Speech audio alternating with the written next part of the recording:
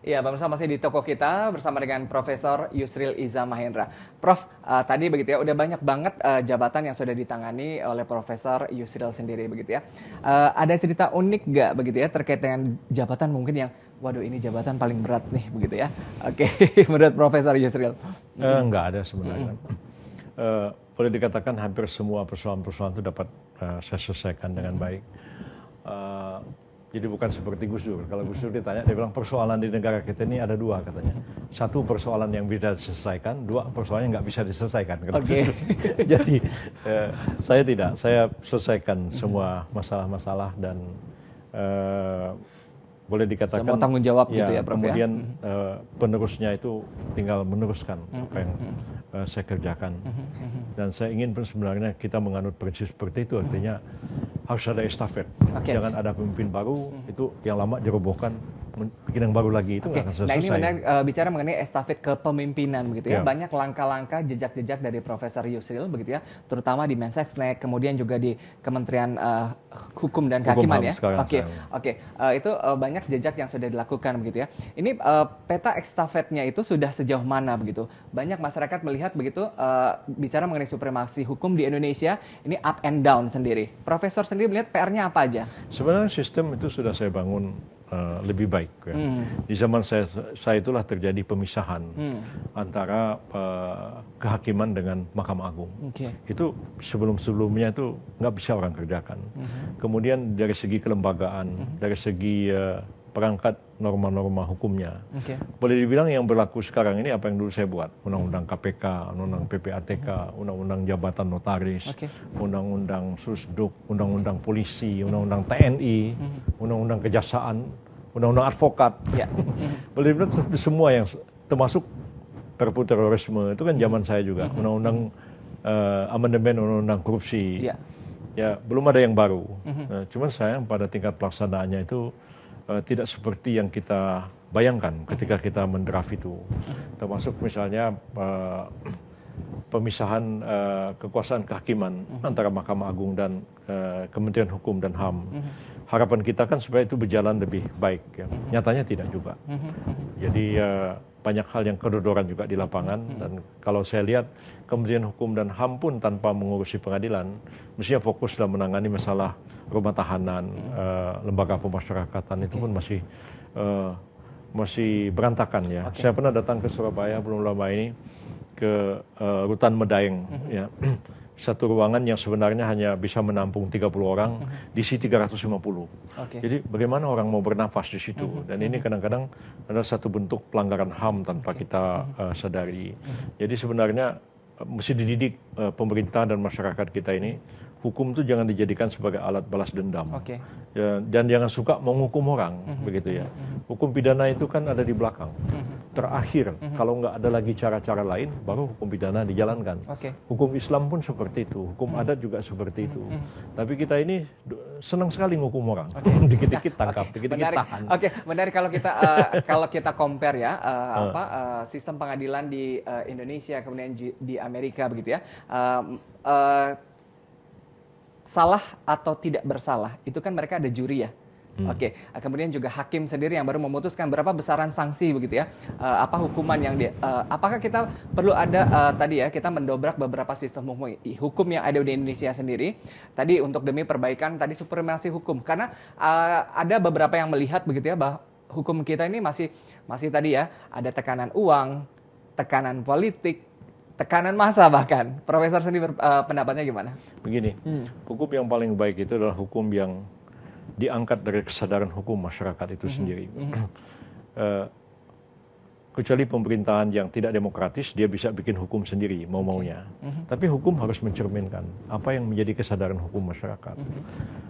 Dan yang menjadi kesadaran hukum masyarakat kita itu, hukum adat dan hukum Islam. Itu harus diakui. Sadar atau nggak sadar, ya itulah. Orang kan tanya, ini gimana nih, halal apa haram, makruh apa mubah. Itu yang jadi otaknya setiap orang. Jadi sebenarnya pemerintah itu harus mengangkat norma hukum yang tumbuh dari kesadaran hukum masyarakat kita sendiri. Kita tidak bisa mengadop hukum Amerika Serikat. Ya. Contoh Filipina. Filipina itu 600 tahun dijajah oleh Spanyol dan 100 tahun dijajah Amerika Serikat. pengadilan Filipina itu tidak mengikuti pengadilan Amerika, tetap mengikuti sistem Eropa kontinental yang diwariskan oleh Spanyol.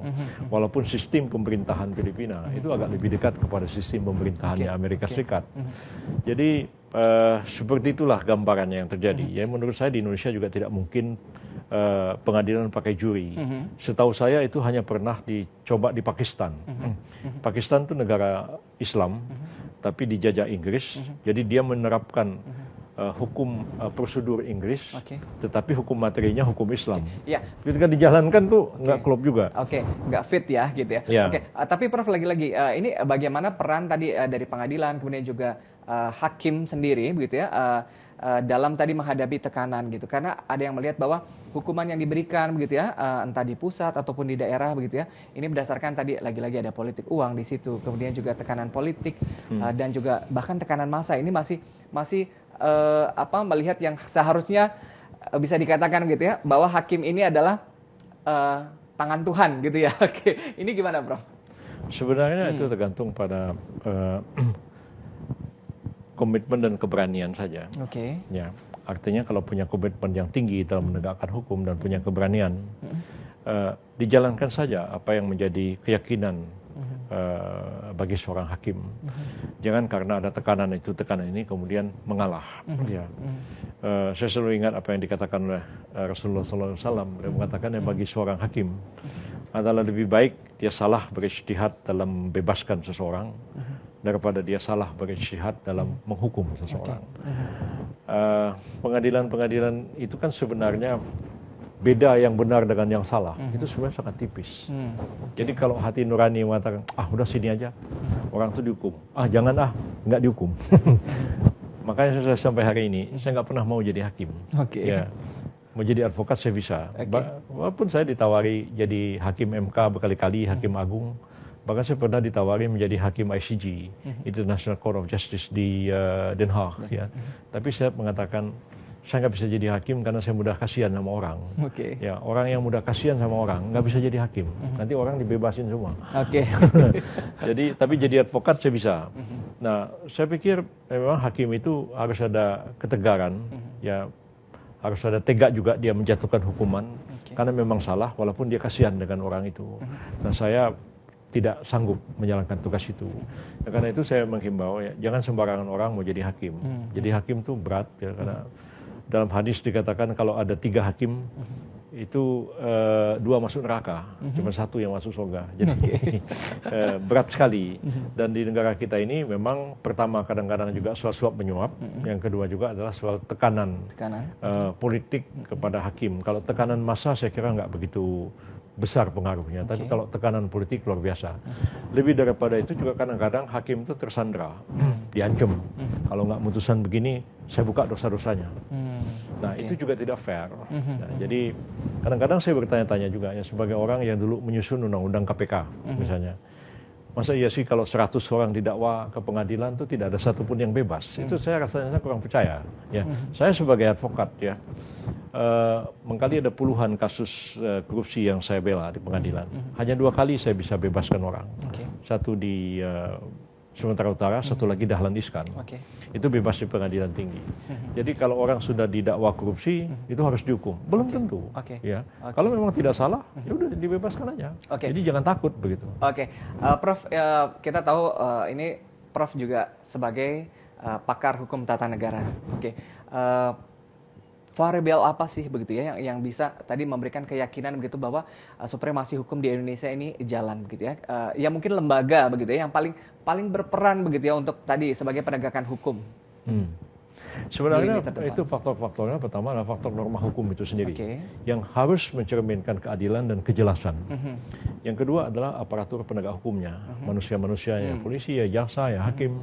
Yang ketiga adalah sarana dan prasarana hukum, dan yang keempat adalah kesadaran hukum masyarakat. Tapi yang pertama harus diselesaikan adalah norma hukumnya. Undang-undang. Ya, termasuk undang-undang. Apa yang harus dilakukan pertama kali oleh seorang presiden terpilih? Menurut saya, dia harus jelaskan dulu apa yang dimaksud dengan keuangan negara. Sekarang ini ada 22 jenis definisi keuangan negara dalam undang-undang. Lalu apapun dikit-dikit kita dakwakan korupsi. Oke. Belum tentu itu korupsi. Oke, ya berarti kalau kita pengen Indonesia anti korupsi tadi begitu ya. Lagi-lagi garda terdepannya adalah presidennya harus anti korupsi. Kemudian juga DPR pembuat undang-undang itu juga harus anti korupsi. Setuju, Prof? Sistem, ya, oke. Saya lebih percaya kepada sistem daripada percaya kepada orang. Ya. Kalau disuruh milih, mana yang harus didulukan? Sistem apa orang? Saya mengatakan sistem. Alangkah baiknya kalau sistem kuat, orang juga baik-baik. Ya. Tapi kalau memilih salah satu, saya memilih sistem. Dan ngukurnya bahwa sistemnya ini kredibel kayak gitu ya, itu gimana nih? Bukan, dia mencerminkan keadilan dan kepastian, dan negara menegakkan sistem itu dengan konsisten. Misalnya contoh misalnya begini, apakah orang Jepang itu semua akhlakul karimah? Apakah orang Singapura itu akhlakul karimah? Kan enggak. Ya. Tapi kenapa kalau orang Indonesia pergi ke Singapura, tiba-tiba jadi orang baik? Ya, nggak meludah sembarangan, nggak buang puntung rokok sembarangan, nggak merokok seenaknya, patuh. Nah, karena sistemnya kuat. Nah, sebaliknya kalau orang Singapura pergi ke Batam, kelakuannya kan sama aja kayak kita ini. Ya. Bicara mengenai sistem tadi semuanya sistem, ya, aparatur jalan nggak gitu ya sistemnya. Sistemnya harus dijalankan bukan karena orangnya, dan tugas negara adalah mengawasi sistem itu. Baik. Prof, masih kita lanjutkan, tapi kita harus break saja. Pemirsa jangan kemana-mana, tetap bersama kami di Tokoh Kita.